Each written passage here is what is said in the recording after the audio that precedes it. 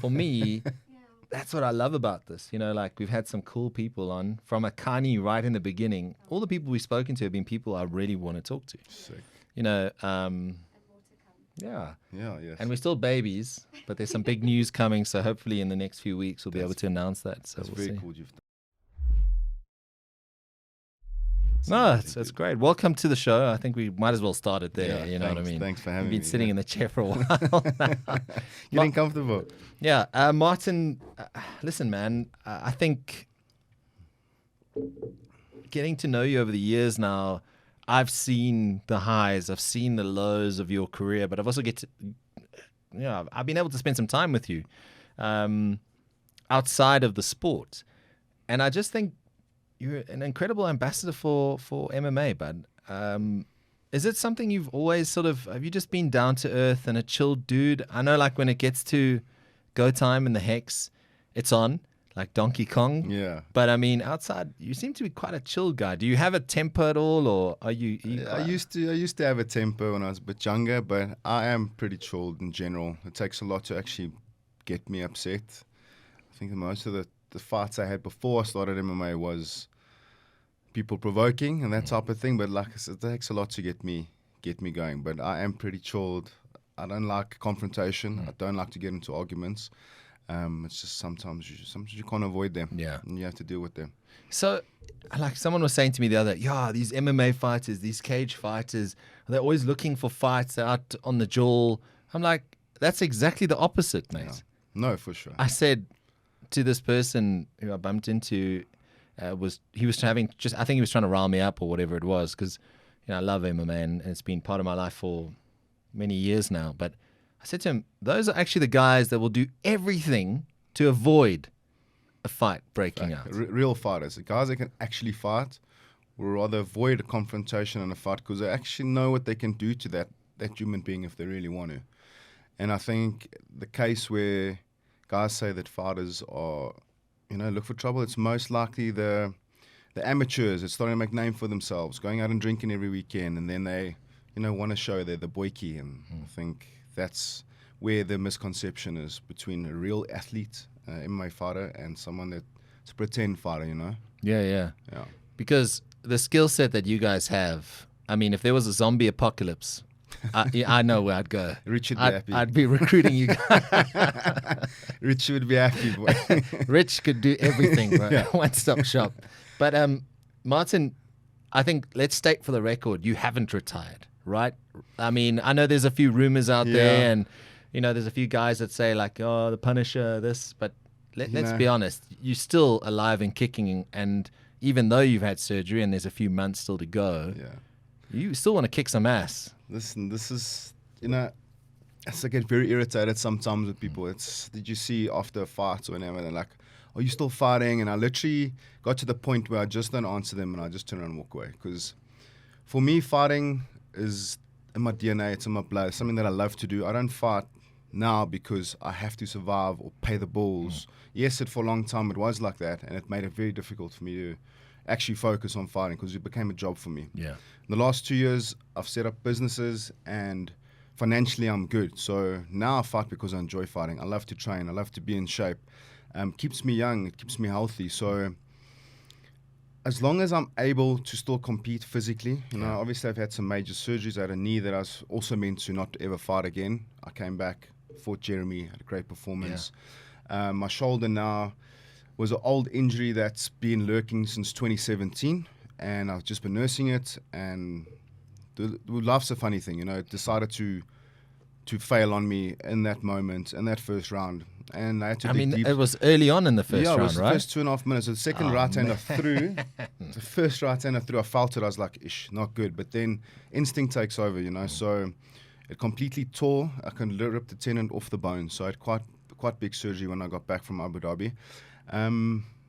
My doctor actually said to me, if I had my choice, you would become a long distance runner. And I laughed at him. I said, look, if it can last another 3 or 4 years, then we're good. As long as I can still use it, I will still compete. So a lot will determine now in the next few months how good my shoulder is. But as long as I'm 70 or 80% to what it was before, I will still be fighting. And I will fight until the day that I wake up one morning and go, okay, I've had enough now. Okay, so it will be a feeling thing. For sure, yeah. Look, I just turned 40 and I feel great. Like people think you just say that, but I do feel great. My mental state is still, I'm still hungry. I'm still cognizant, my reflexes are still amazing. I'll drop a pair of keys and I'll catch it before, and I'm like, you still got it. Stuff like that, like just that still tells me like I'm still there mentally and physically. I'm still there. So I'm not going to put a time on it because everybody's like, how many years? And I'm like, I don't know. That's not fair. It's not fair. Like maybe I fight until 45 and still perform. And I think the days of guys, a lot of guys retire too early. I look at Wesley Hawkey, for example, great athlete, great Super fighter. talent, yeah. Retired at 32 or 33 because people around him keep telling him you're getting old now because you had a loss or two. Like a fight's in you. You can't tell a fighter you've had enough now or you should retire because in some instances that sets in to people and then they stop believing that. And I'm the type of person that's like, I'll decide when I'm done and I'll make that decision. I don't need people to tell me or ask me. So we'll see how it goes. I'm excited about the future. No, and I think that's one thing. I mean, there's not many professional athletes, especially in the sport of MMA, that can say they've had over 40 professional fights. Yeah. I know and I almost embarrassed myself on the broadcast the other night when I interviewed you, but it says 21 and 13. Yeah. You're saying it's more, right? You're saying 28 and 13. Yeah. So there's 8 fights on my record that have not been added to Shirog or to Tapology. Yeah, Tapology. Yeah. It's just I can't get them on there because the bodies that we fought under wasn't sanctioned back then, but they were legit fights, Same rule set under Larry Foster and Mark Stradholm. Yeah. So they are fights, To get them on, I have been trying, but I think it's number 42 I fought now my last fight. So I'm just looking at these names, bud. I mean, we're going back here. I mean, I know the Jeremy Smith fight. I mean, that was XFC Africa, 2009, bro. That was just before EFC, or EFC was sort of starting. I mean, there's a Dricus du Plessis on here. There's a Leon Maynard. There's, the Nolan Swanepoel, Dino Baggett, Jadison Costa, Felipe, Smith again. I mean, you fought some badass dudes, bud. Yeah. And there's been some incredible fights. No, thanks. Yeah, look, it's been a long career. Yes, I just enjoy the sport. When I started, I was literally fighting. I started 2008, so this month marks 15 years of MMA training. Congratulations. Cheers, man. Sure, cheers on that. There we go. Nice. And I started MMA just as MMA, I didn't box before. I didn't wrestle, a little bit at school, but I just enjoy that competing and, that mano a mano. It's me versus you, and the best man's going to win, And sometimes it goes your way and sometimes it doesn't go your way. It all just depends, Take me back. You were talking earlier about fighting Dallas Jacoby. Yes. Back in the day, and I know you say you haven't come from like a traditional boxing or that sort of thing, but you've always kind of been a bit of a brawler, like someone who's not scared to throw down. For sure. Can you remember your very first fight? I mean, you speak 15 years now in MMA, but before that, was school like, were you a brawler at school or, School, not really. I was actually a softie. I was very small at school. I played hooker, but I was skinny because I was smallest in my standard. Okay. I was bullied at school a bit. Where'd you go to school? Gelofte. Okay, very good school. Yeah, very good school. I dropped out of school when I was 16 and started working. Okay. Used to go out, get into a bit of altercations, build a bit of a name in Durban. Got banned from a few nightclubs as well. But so I think at that time you had to make a name or you were going to get steamrolled. No, for sure. And being a smaller guy, generally in a group, and guys are a bit liquored up and having a few drinks or look for trouble. And my dad taught me always hit first because you stand a better chance, especially being small. And kind of after the first guy I hit, I was like, man, I can actually crack, for my size. You've seen the size of your hands, bro. Yeah. Come on. There's some hammers there. They're out of these things, like two of mine. They're out of commission for the time being. But just fought a lot in the street. That's basically how I made my name. Not that I wanted to make a name. I just didn't take trouble from anyone telling me they'll fuck me up, So I said, listen, but we'll sort it out now. And Kevin Thomas, who was a bouncer at 54, that time saw me get into a fight, broke up the fight, was banned for about 5 or 6 months. Went back to the nightclub, got into another altercation after begging the bouncer not to let me in. He didn't want to. Ended up getting kicked out again. And after the altercation, he came to me and said, listen, come and train with me. Come fight for real. So I put it off, like, wasn't really interested. What were you doing at the time? Sure. I think I was working for Jocks Air Brakes as a diesel Mac, swinging spanners. I love cars and I love... So that's your trade, like... Yeah, so I really enjoyed working on cars and just working with my hands. I've been doing that since I was 9, 10, 11 years old with my dad. So I'm really hands-on and really... Is there restoration in the vibe there? Yes, you know, I'm actually busy with a project now as well with my own car. Nice. Yeah, so... And then Kevin told me, listen, come train. And I was like, no, I don't want to come. He's like, okay, come to an event and come watch. So then at that stage, Donovan and them were fighting at Suncoast Casino in the Marquee. Jeez. Went and watched an event, and I went there with friends and family. And I was like, I can do this. And someone said to me, oh, you can't do that. It's real fighting. I said, okay. Next That's day, what you needed to hear. Yeah. Next day, I stepped in at Kevin's gym, and I was training under Kevin Thomas for, I don't want to lie, I think it was 3 or 4 years, and I fought quite a lot, maybe 5 years before he passed away after that. And then I found a home in Fight Fit after he passed away. Just before we get to the Fight Fit chapter, because it changed your life. There's no doubt about it. For sure. And may Kevin rest in peace. But I think there was a conversation that was had, and I had just sort of started with the EFC. It was like EFC 2, EFC 3. And they were all talking about Martin van Staden coming across, and there's this badass from Durban, and I'm like, who's this dude? I can't wait to see this guy. Your reputation preceded you at that point. But I think, as you say, growing up tough, standing up for yourself, being a hands-on type of guy, they've forged you into who you are today. Look, my dad was a very hard man. If me and my brother got into an argument, he'd make us fight each other, like literally fight each other. So he's very hard on us. Yeah. Taught me some good morals, taught me a lot in life. Part of the reason I probably love fighting so much as well in cars and that type of thing. But definitely growing very tough when I grew up. Yeah. Life was not easy. Didn't grow up rich, grew up with money. My dad made a lot of money, lost a lot of money, lost everything. That's why I started working at 16 years old. I actually moved out of home before 17 to start working and that's crazy. ceasing for myself. So you've always been a determined guy, for sure. Like if you set your mind to something, nothing's going to stop you. No one can tell me any different. Yeah, no one. I heard a story, and I think it might be the one where Kevin actually spotted you. I think you and your brother were both in the fight. Yes. And you were like up against a chicken wire fence or something. I can't remember. And you were just swinging bombs and knocking out people. Yeah. Is that? That's true. I got hit with a bat. Got 3 of my teeth loosened. It was the craziest. It's like out of a movie. As it happened, all of a sudden, an ambulance pulled up and the door opened. My lip was literally just gushing out blood from getting hit with a bat.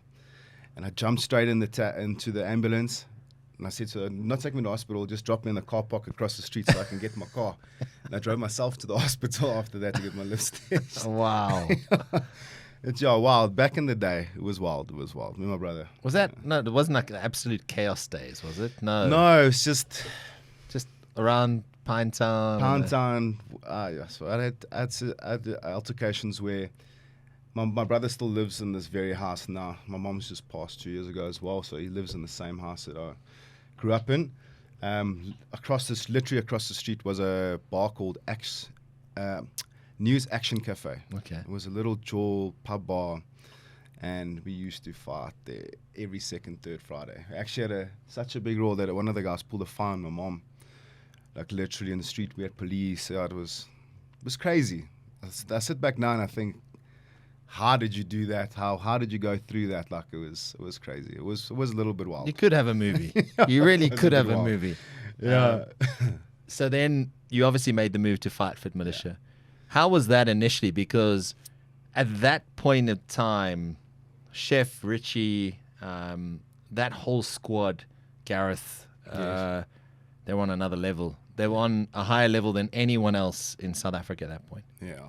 So after Kevin passed, I stayed in Durban for I think about a year because I just managed, because I left. I had a really good job, which I left to pursue a full-time fighting career. So I had a few sponsors. Mark Stradham from Thatsic was Muscle Science. He now has Sports RX. He said to me, listen, I'll get you a sponsor. Let's pursue this full-time. So then I started training for about a year in Durban. And Gareth was calling me, he's like, but come to Joburg. Like, you need to come to Joburg. Because you guys go way back. Yes, yeah. So he trained with me with Kevin at Shuriken Dojo every morning, every afternoon. So he obviously made the track to Joburg, and then he was like, Fight Fit's where you need to come. So after Kevin died, I was a little bit lost. I didn't know what to do. So I was just cross-training a bit. Rory was still helping me with my conditioning here from Joburg, sending me programs and doing my nutrition. I was training at Dave Verster. I think it's Dave Verster. Doing jits there and just like cross-training, doing my own thing. Had 2 fights when I was in Durban. And before I think it was, there's not the Steeman Moma fight. There was another guy that I fought after that. I can't remember his name now. Franco Kabulu. So then I came to Joburg 10 days prior to just acclimate, and then I decided to go past fight and go check it out. Rory actually came with me. I literally hit pads with Rich for like 5 minutes. He said to me, you fit? I said, I'm fit. I'm fighting in 10 days. I'm joking. Hit pads with him for not even 5 minutes. I was dead on the floor, and I had a blue eye. So I walked out of the gym that day, absolutely destroyed after 5 minutes. I still said to Rory, like, I need to come here. He's like, yeah, bro, this is where you need to come. So then after the fight, went back down, packed up my life there, and moved to Joburg. Man, that's crazy. Yeah, that was EFC 10. Yeah, EFC 10. 2011, man. Then I fought Nolan straight after that. I actually saw Nolan yesterday in a shopping center.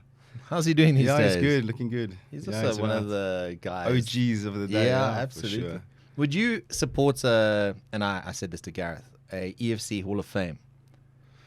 Yeah, I think that would be cool, especially from where the sport is known, from where it's come, for sure. Because for cool. me, you would be one of the names. Right. Gareth would probably be one of the first names, but you would be close behind. Sure.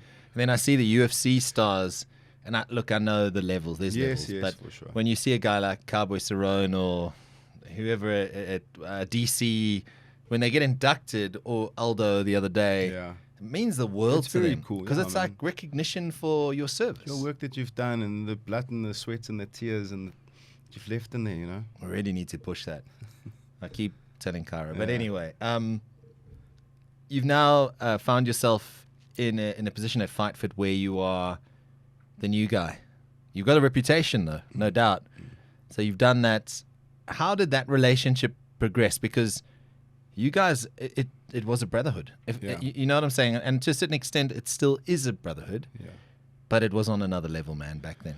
Yeah, look, when I first got there, the training regime was...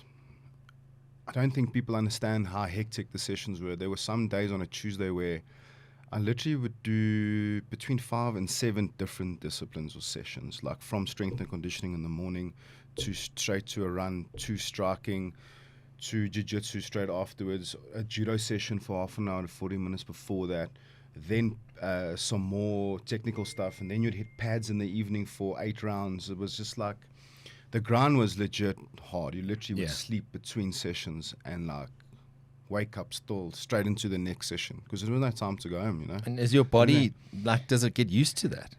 Eventually, sore? Yeah. Because I imagine. And there was no time off back then. Because listen, we had to catch up. We were far behind the world in terms of MMA being such a young sport. Yeah. Excuse me. That's a fine. Tyler, it's a fine. So we had to catch up, and Richie knew that, So we did everything, and Richie and Norman thought of everything to get us there as soon as possible. It happened quick. Within a matter of 2-3 years, we had world-class athletes. We just weren't getting opportunities that a lot of the guys were getting overseas and that type of stuff. But it was a lot of.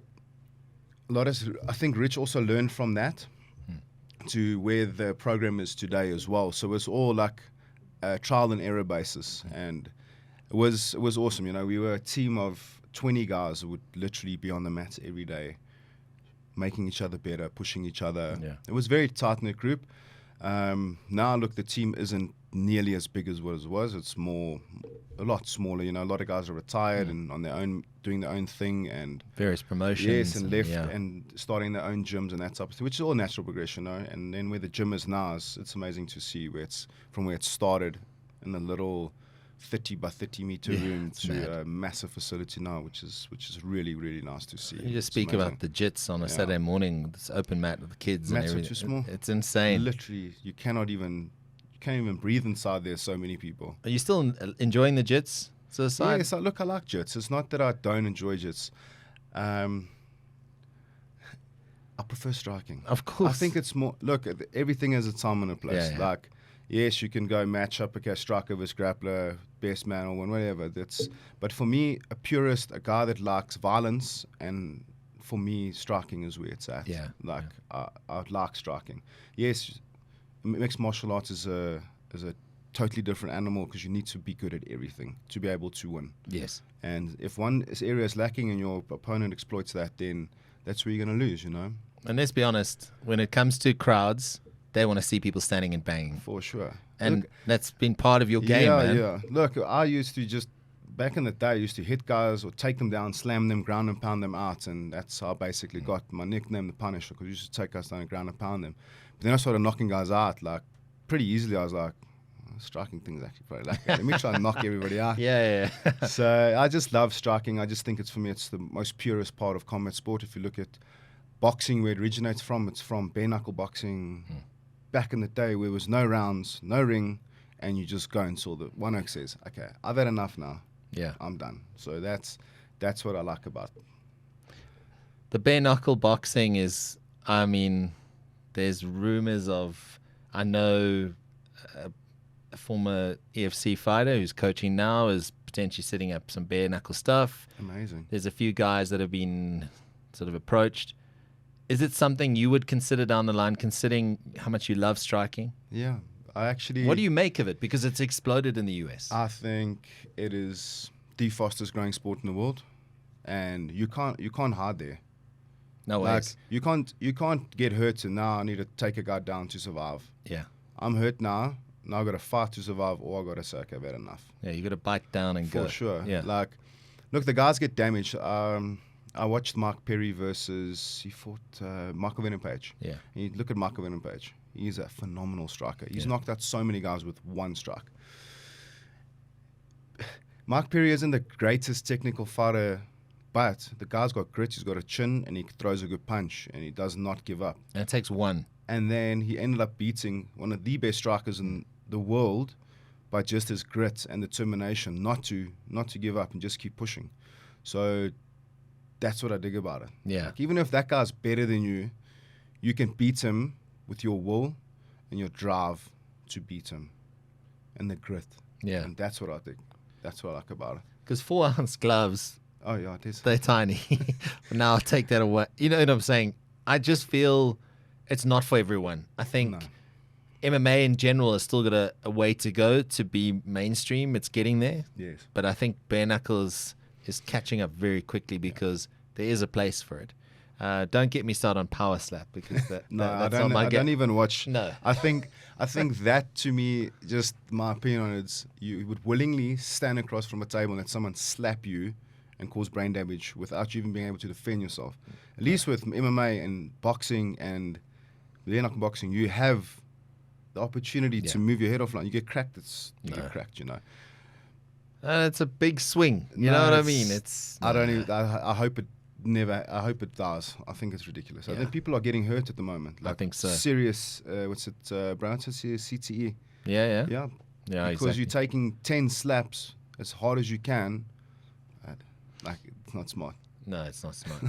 I've got to ask you. Obviously, there's been highs and lows in your career. I mean, winning a title, like, that's next level, right? And I mean, you've been able to taste that euphoria. Yeah. Maybe just take us back there. What was it like preparing for sort of a title fight and getting into that space? Because does the training differ for 5 rounds? I mean, I know this sounds stupid, but it's 5 rounds title. There's a lot more pressure than just a 3-round contender or whatever it is, eliminator, whatever you want to call it. How does your mindset change for when you're preparing for a title, as opposed to just a normal fight? And I mean, because from what I've seen, guys go through absolute hell. I mean, there's stories of some gyms where and a fight fit is one of them, where it's just on an incredible level of pushing you to almost breaking point to make sure you're at the top preparedness that you could be, in the top shape that you could be, to get that gold strap. Yeah, look, I think a lot of like fight fit guys used to push. Even every fight that I was in, from my very first fight with them, they made sure that you were ready. Yeah. Make sure you cover all bases, push you to the brink of, you dead. Yeah. But there's also a time and a place where you get, like, guys get injured as well, being so overtired. And I think fighting for title, everybody has got their own space that they need to be in. I think it's important for Oaks I only started realizing that much later in my career, is like what I need as an athlete, because everyone's different. Like, the pressures are different. Yeah. Some guys don't like to put pressure on themselves. Like, I don't like the pressure on me. That's why I'm chilled. I just want to fight, Richard said to me one fight, like, it was before the Jeremy fight, like, I didn't even hit pads. I literally just wrapped up, moved around a bit, and went and fought one of my best fights. Yeah. And he was always like, "You're crazy, I don't know anyone like that." So I think everyone's different, but the intensity definitely ramps up, and the guys figure out what each athlete needs for their preparation for their camp. Yeah. That Jeremy fight, I think, it was almost like a redemption for you in a way. He handed me my first loss. Yeah. You know what I'm saying? Like, and also, like, the stories I hear, and maybe you can just share with us, but it was like the shenanigans behind the scenes where you were being threatened and stuff. Yeah, for sure. But me, I don't worry about that stuff. Yeah. It's like afterwards, after the fight, everybody was cool with each other. Yeah. There was no more animosity. Look, it's all mind games and trying intimidation. It works on some people, it doesn't work on other people. So it wasn't really a big issue for me. So there was no threats of kidnapping and stuff? No. Not for me. Maybe Gareth. No, I just remember that fight. Like, it stands out for me as a moment of, like, redemption for you in a way. Like, because it almost set you on the right track again, if that makes any sense. Yeah, coming back and being injured and supposedly we have to retire. Yeah, I had a big chip on my shoulder going into that fight. Retirement talk has been following you For around years. for a long I was time. like, That was at what? 33. You've been to UAE Warriors. Yes. How's that been? I know, obviously, my colleague Simon Stevens is commentating there. Cyrus Fee is also involved there. But just tell us of the setup. I know, look, there's huge money involved in terms of the setup and the production, and they literally do 3 events back to back with Africa and whatever it is. But how's your experience been of it so far? Yeah, it's been amazing. I've got a good manager, Marcelo. So, yeah, he got me the first fight October last year against a good opponent. Everything there runs smooth. Like, literally when we got there was COVID time, so we literally got COVID tested 2-3 times a day. Bloods get taken. Very professional. Went to the arena to go watch the fight, and it was an Etihad Arena, so a lot of UFCs get hosted there. Yeah, it's amazing. It was unbelievable. Yeah, it's a good show. Is it packed? No. Oh, okay. So it's not very full. Because they have 2 events, a Friday and a Saturday event. And the Saturday events are normally more of the local guys from that area. And that's normally fuller. But the night that I fought in October, being backstage and going into the ring, fighting and coming back out, and then back out to go and watch the fight, because you want to watch the rest of the card. It's very, very professional. You can see the guys have spent a lot of money on getting it the way that they have got it. And then on a Saturday when we went and watched before we came back to SA, the event was very full. Okay. I would say about 70-80% capacity, but they give all their tickets away. Yeah. They don't sell their tickets. Jeez. Which is, I don't know. I suppose when money isn't an issue, you can. Yeah, for sure. So they actually just give them away to try and get people to come and watch. And this promotion, are you quite excited potentially what your options are in there when you do get back at the moment? Yeah, look, this guy just lost against Na. It's number 1 contender, so the goal was to beat him and then Esperanca. Fight for the belt. But I mean, looking at my performance, you always go back and say, could have done this, could have done that, this, that. But I felt I had a really good performance there, and I think if I decide to go back to Listen, MMA, your shoulder went. yeah, I yeah, mean, let's be honest. Yeah. You were one arm, basically. Oh, but there's always a way, you know. You could have found a way with one arm to win, you know. In my mind, I'm like, you could You're have a warrior, done bro. stick You're a and warrior. move, boy. Absolutely. But yeah, we'll see. I'm contemplating very hard of transitioning to bare-knuckle boxing. Okay. I've been thinking long and hard the last couple of days, to be honest. Heard it first here. Yeah, Just hashtag. I actually mentioned it to Boyd last night, and I think it's something I want to pursue. And also, let's be honest, my to get to the UFC will take me a year or two. Yeah. I'm 42. Who's going to sign a guy at 42? Not Yeah. that I can't fight, but I can compete with any fighter in the world any given day. That's what I Especially in believe your weight myself. division. For sure. Like I'll have a dip at anyone, whether it be 205, 105. I'll fight anyone. I don't care. But I need to be realistic as well and be like, but like it's not going to happen. So in my mind, I'm like, let's go somewhere where yes, I can go to UAE and I can win, become welterweight title champion there. I know I can. Yeah. But the money will be good. But if I become bare-knuckle FC world champion and an organization like that, Money's really good. money's really good. Yeah. And it's one of the fastest growing sports in the world. Yeah. You're not worried about the damage, though? Cuts heal, bro. I suppose, yeah. Cuts heal. It's a different, like I've got cuts on my face. You can barely see them, you know, like, yes, when you watch them and they're actually hitting each other and you see the blood everywhere and there's cuts. But after they wipe their faces, True. it doesn't look bad. Like Yeah. he's got 2 or 3 cuts and he's a And bit also swollen. always looks bad in the heat of battle on the For head. sure, there's blood Yeah. everywhere. Of course, it looks gory. Yeah. But those things heal. Especially, look, if you break a orbital or fracture orbital, different story. You Yeah. know?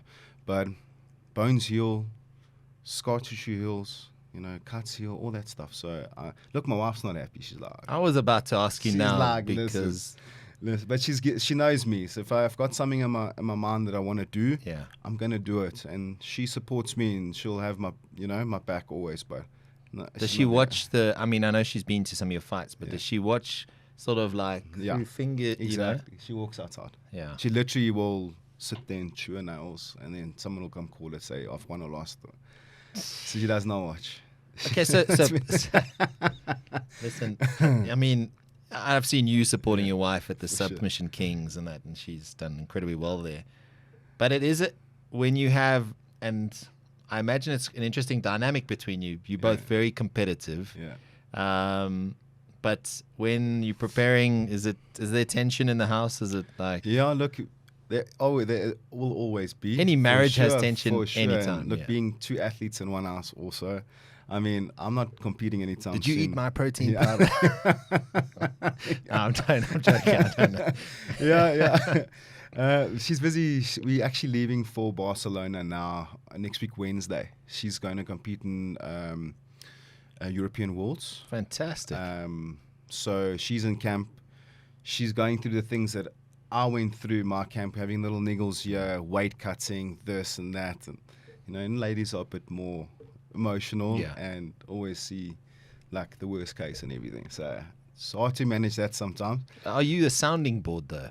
Does she take advice from you or sort of thing? Or So I think she does, and Yeah. sometimes she doesn't. Okay, She's also in her own world and does her own thing, and I give her advice where I can give her advice and just give her my opinion on stuff.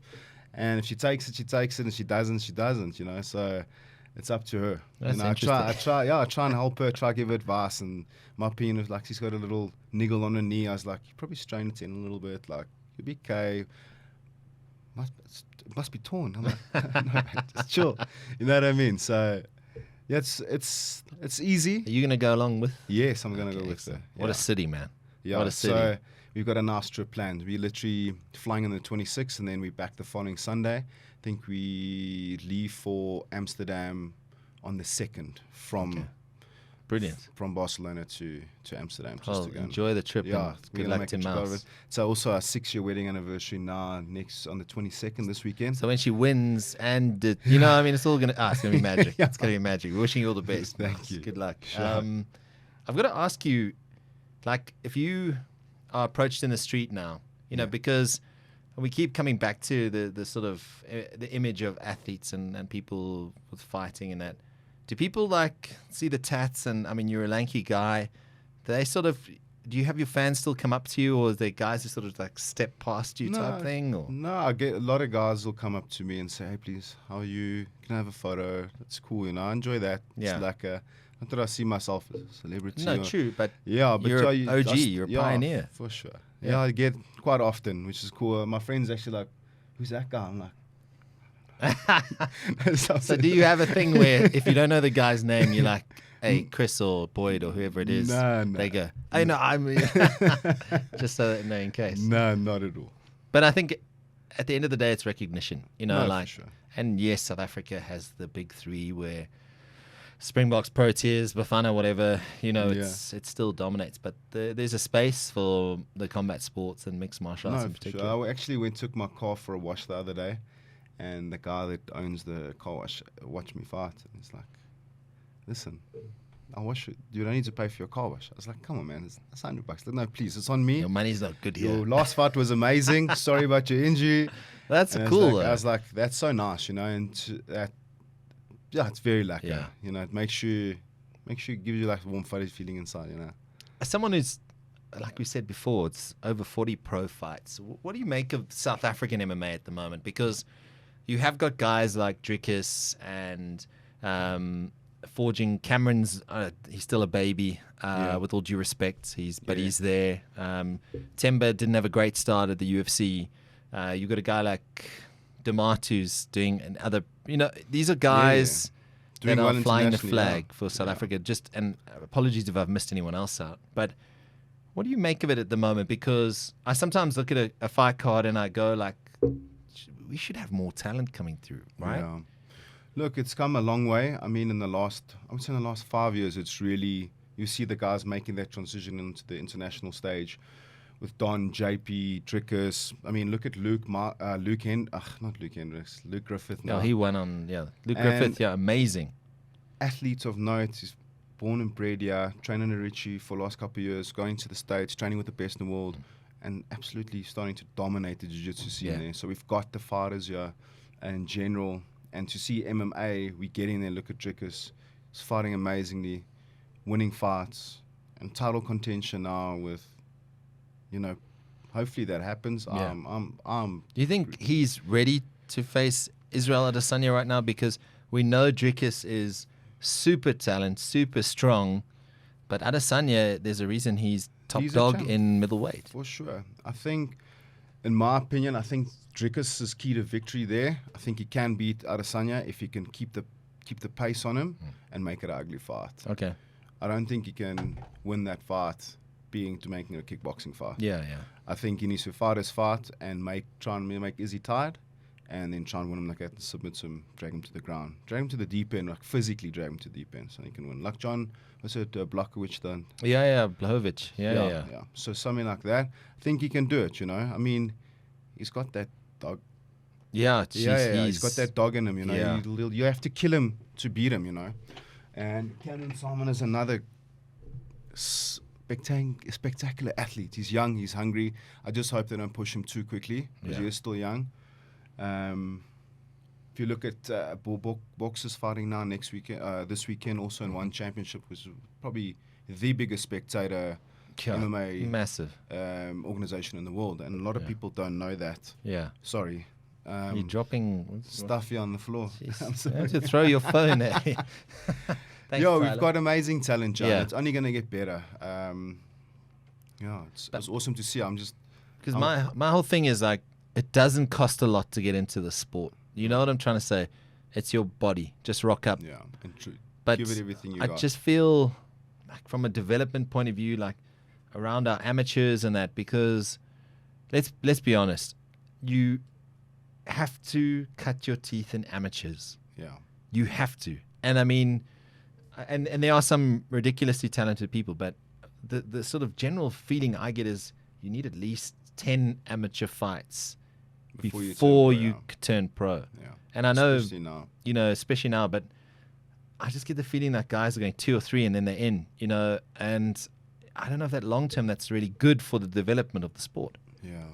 Yeah, it's sad to see. Look, there's some exceptional talent, don't get me wrong. For sure. But you can't buy experience at the end of the day. And if you don't have a good amateur career, and you get thrown in the deep end, it can all make or break people, you know. Yeah. So jumping too quickly, fighting above your punching weight, and you get hurt, that puts a lot of guys off, you know. Yeah. So it is sad to see, and I hope whoever can develop some talent, because we have the talent, Yeah. man. We've in all sports, not just MMA. The whole Boxing. continent. And We had the best heavyweight boxers in the world at a stage. Yeah. I mean, we're a physical and a competitive nation, and we've been brought up. I always laugh, and I was like, yeah, the Irish are so tough, and the Brazilians are so tough. And I was like, bruh, South Africans are tough. Yeah. You know what I mean? So We're another breed, eh? for sure. No one knows. People don't really understand. Look, we've got to have to deal with on a daily basis. We live in the most hostile, probably one of the most hostile countries in the world. You know? So Which is dark most of the yeah. time. There's no power. Anyway. You got to watch your back. You know what I mean? Yeah. When the Yeah, lights look, out, you got to watch This your is a back. breeding ground for tough Yeah, SOBs. Yeah, for sure. Who's inspired you? Like, who's inspired you in your career? Like, did you look at a UFC fighter, or was it someone in, a South African person? Who inspired you, and who inspires you today? Because you have to get out of bed and you have to firstly roll up the sleeves, button up the shirt, get the business going, and then there's training. I have fighters that I like what I started watching before I even started fighting. Like George St. Pierre was one of them. Anderson Silva. I don't look up to guys. I just kind of do my thing. I don't really need much motivation to go and train and do my thing. I don't aspire to be like anyone. I try and aspire to be like myself. But I look at guys like John Jones, George St. Pierre, Anderson Silva, the guys that are the greats. Never got the recognition except John Jones now, but the recognition like the newer guys are getting. Yeah. It shows you how the sports is like just surpassed them with all the social media. And if George St. Pierre could talk like Conor, he would be the biggest superstar the world's ever seen in a combat athlete, because he was phenomenal in his division. He was untouchable. So I just do my thing. I just try be the best I can be for myself. I don't really look up to anybody or try and be like anyone in particular. I just try to be myself. I've got a few more before we wrap up, but are there still nerves before the fight? I mean, considering you've been doing this a while, there's still a few butterflies as you walk out. I'll never forget, I think it was the Zico fight, you had Tom Petty playing, Won't Back Down. I was like, what a perfect song. Yeah. It's so apt. And you always have pretty cool walkout tunes over the years. But are there still nerves when the floor manager goes, tick, it's time, let's go? The biggest nerves for me, I said it to someone the other day, is the day that I get my contract. Okay. And they go, now I need a sign. And you're like, okay, this shit's real now. We're fighting. And then from there on, it becomes just like second nature. I know what I need to do. Before I walk out, I try and be as calm as possible. I don't really get nervous like butterflies and stuff like that. Yes, there's always a bit of emotion, but it's not.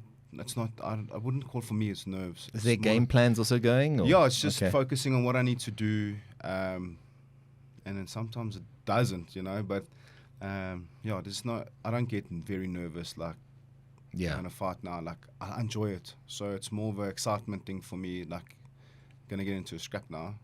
The last 12 weeks, you got to now show what you've done, And when the door closes and the ring announcer's done his thing, there's no. Then it's go time. It's just literally. Are you looking in the dude's eyes, going, I am going to destroy you?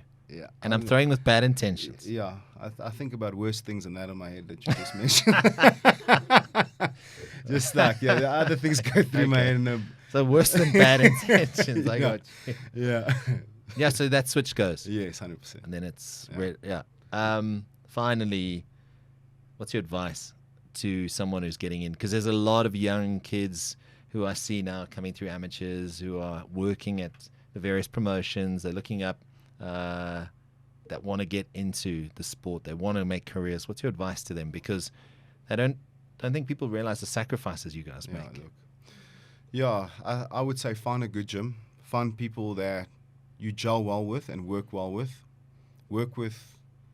Find guys in each discipline or whatever to make you the best version of yourself in every discipline. If you can find a coach who can put it all together for you, amazing.